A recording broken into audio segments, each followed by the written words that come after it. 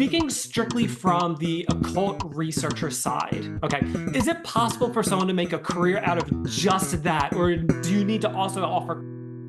Welcome to Time to Discuss. Before we get started, I want to thank Joshua Chairs for introducing me to our next guest. Joshua was in episode 68 as a paranormal investigator, so thank you, Joshua. Now, let's meet Holly Faust, because it's time we discuss what it's like to be an occult researcher and minister. Holly, thank you for joining me today on Time We Discuss. Thank you for having me. Absolutely. I'm excited. So first off, I mentioned this before the recording, but I want to say it again. I love the background. Very dark post-Halloween. I love it. Yeah. Let's talk about a typical day for you as an occult researcher and minister. I don't necessarily think of the two kind of being intertwined, so this is really cool. What's it like? Being a minister, I am an interfaith minister. So basically that is, we encompass people of all faiths.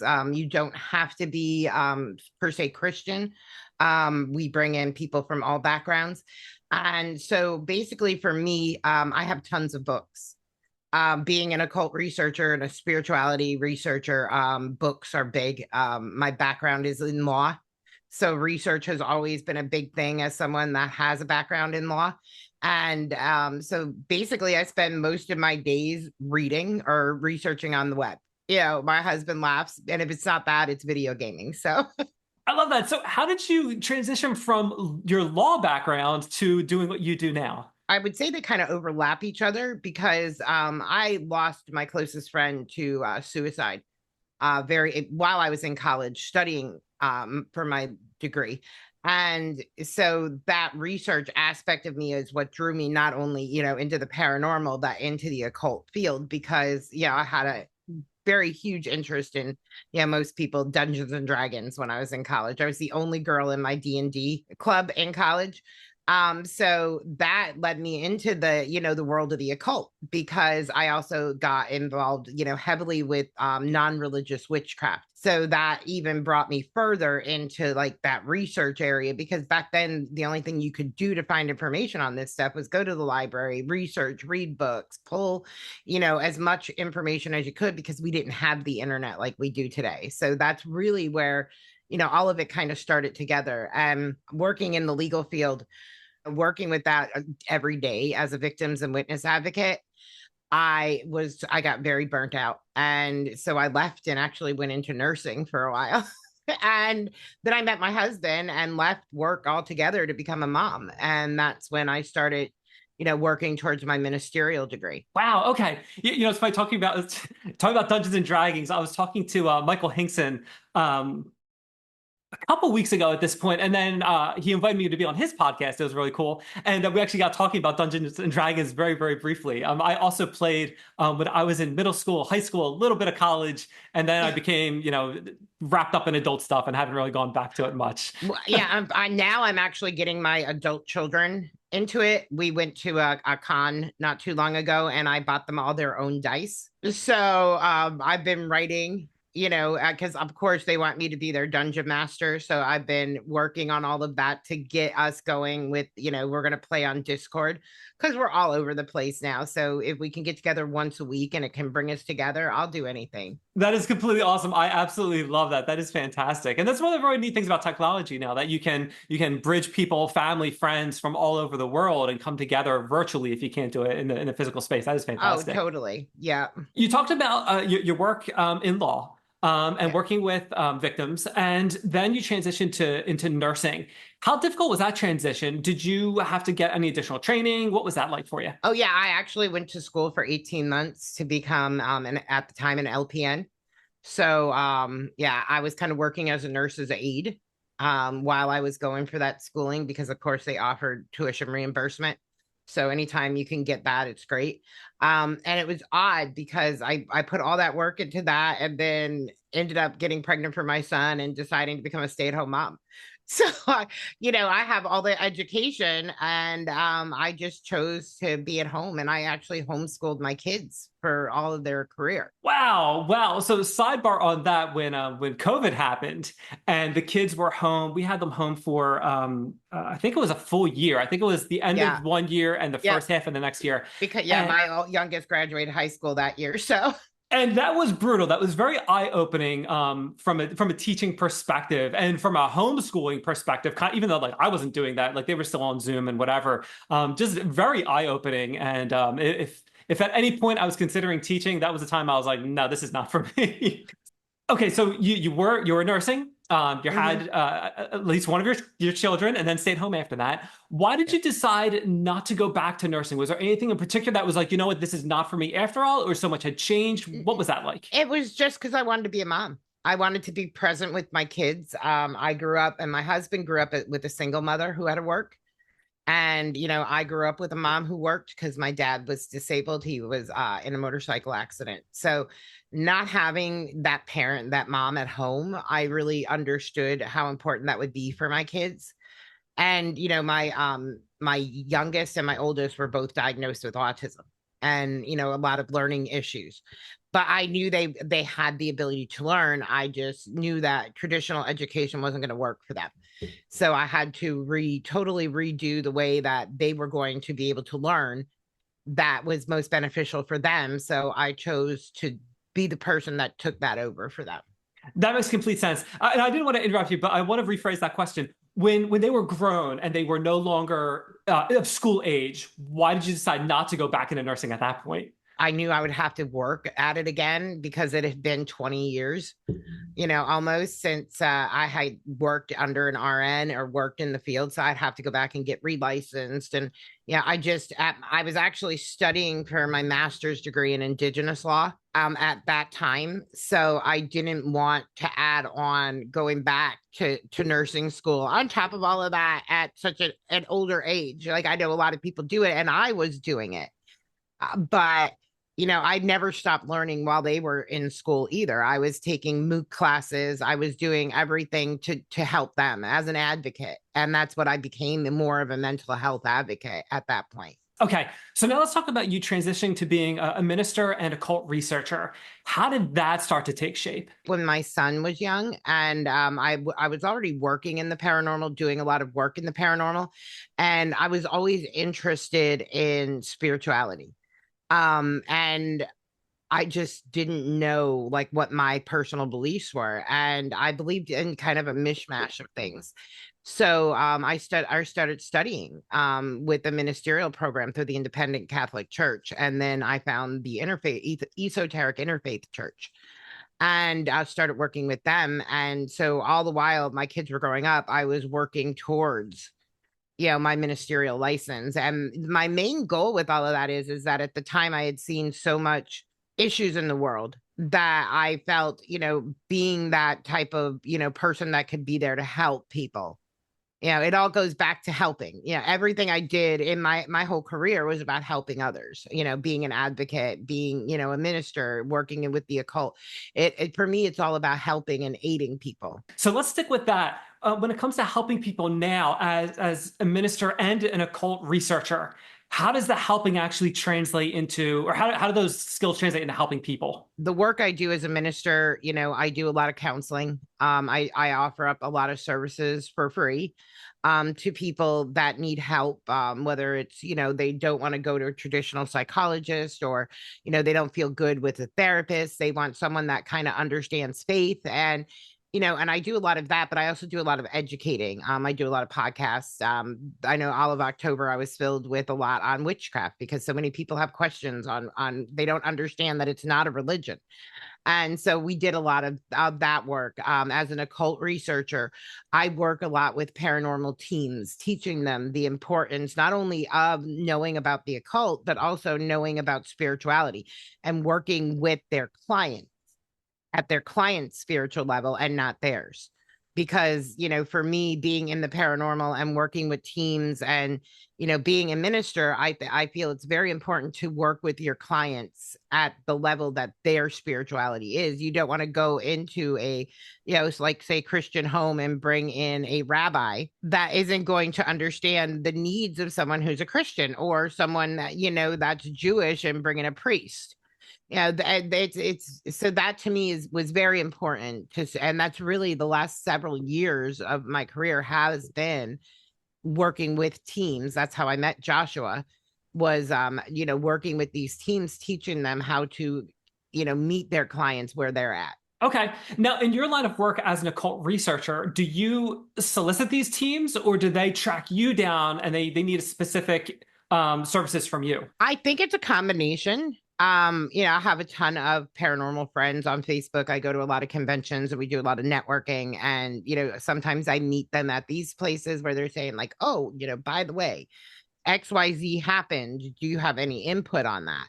And, or, I see them post on Facebook and I'll reach out to them and say, hey, have you thought about this? And, I'm very vocal about what I do and what I offer. Okay. Can you give us a specific example of something like one of those instances where you reached out to someone and you said, hey, had you considered, and then offered knowledge that you had? People see signs and symbols and think they're one thing, and they don't understand that they actually come from someplace else.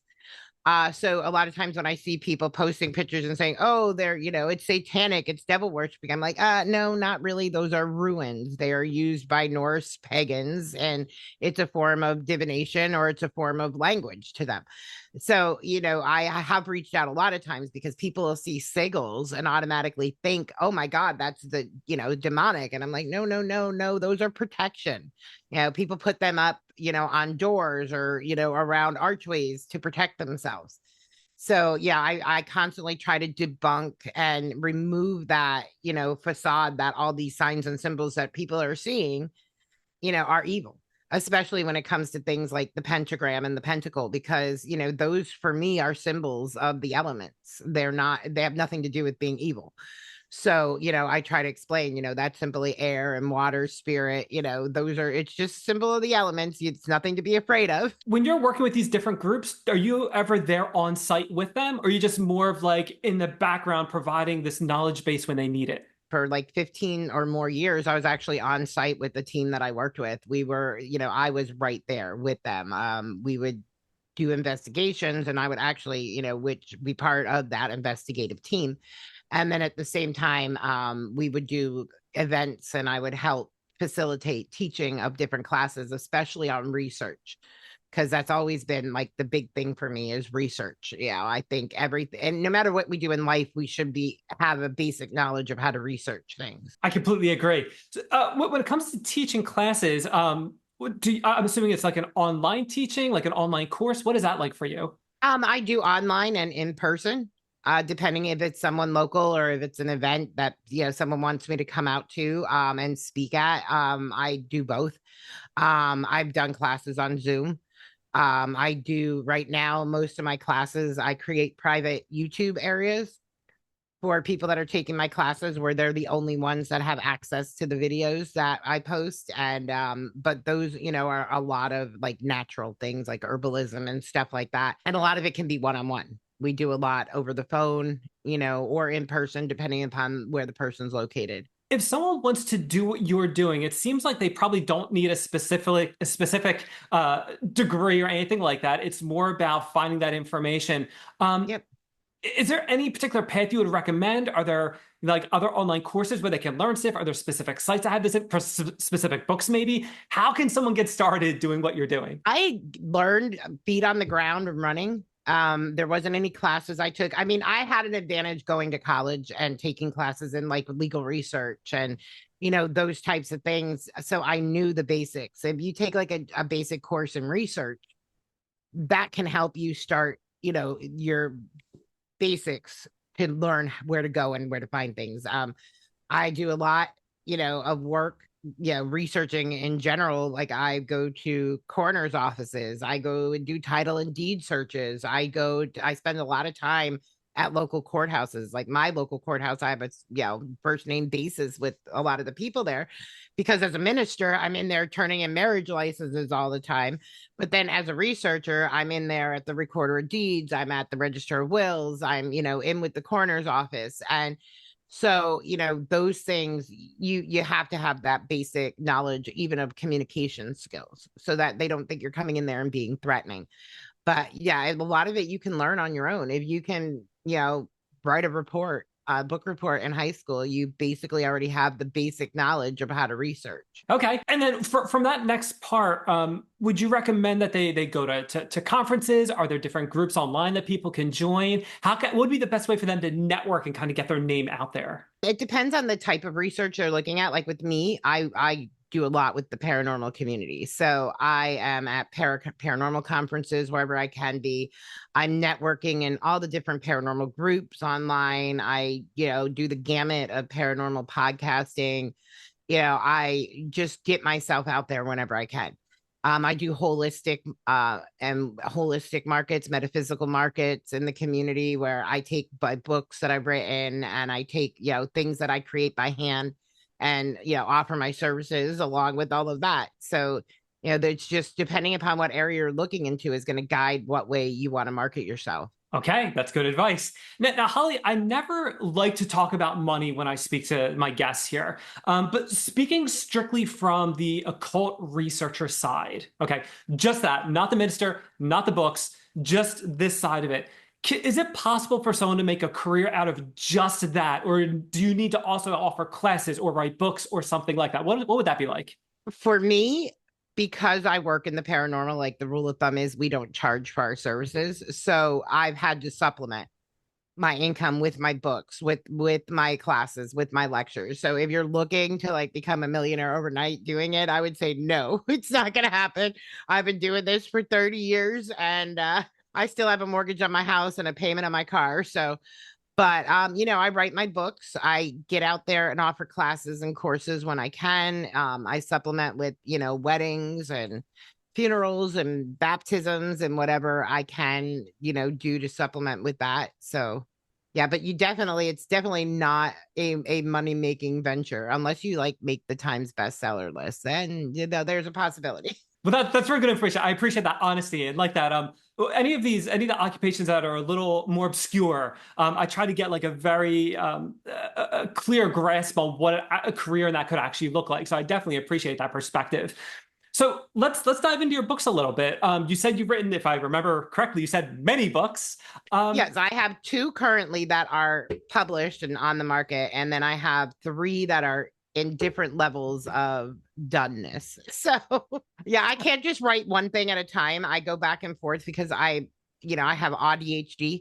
So I get very, I lose focus. So I swap back and forth. So I have like one book that's already out is actually called My Journey Out of Darkness. And it's my beginning journey into the paranormal and why I started in the paranormal.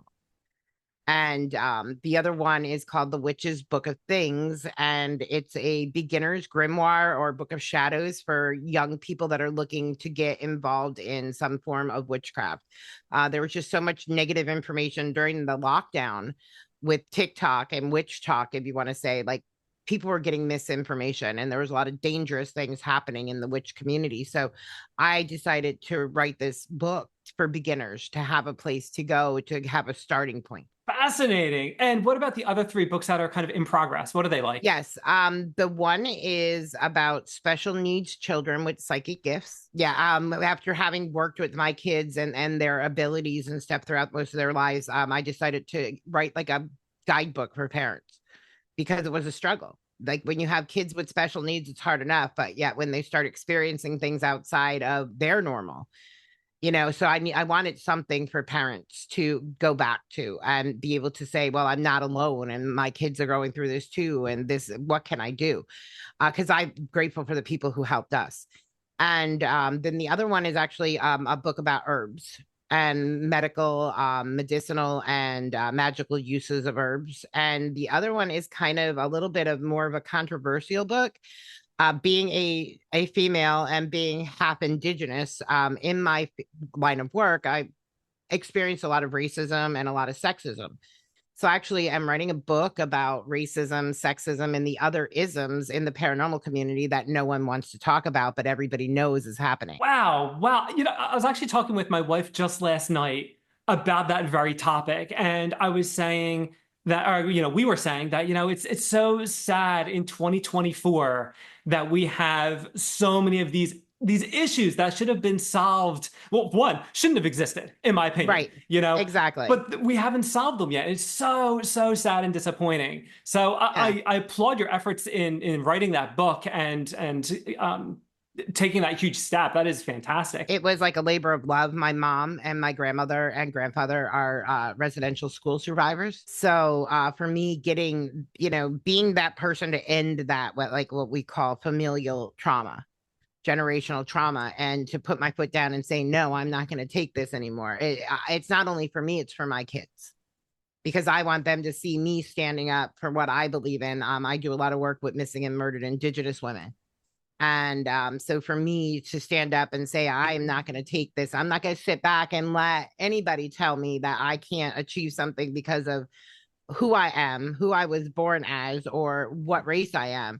I can't do that anymore. I did it for 20 years. I won't anymore. Yeah, it's interesting talking about like the things that we do for our kids. Like what you were just saying. I spoke to John Rich, and he was talking about a very similar thing. He left his company. I think he did PR, if I remember right. He left his PR firm to start his own PR firm, and he was doing it to show his kids that, like, this is something I want to do. I'm going to try it. So it's kind of different from what you were saying, but that concept of like doing things for our family, for our kids, and that sort of thing. Mm-hmm. Also really cool, you're talking about children with psychic abilities. So just hearing you talk about the book that you wrote or that you were writing regarding psychic abilities in children, that's really, really neat. Having experienced it, it was just important because special needs kids often get left out of the equation. The things that they have out there now are amazing compared to what we had. Like, I wasn't even diagnosed with any form of neurodivergency until I was an adult. And it was because my kids said, Mom, you're acting just like us. And I'm like, oh. So let me hang on that for a second. I remember I asked this to another guest, and I don't remember who it was.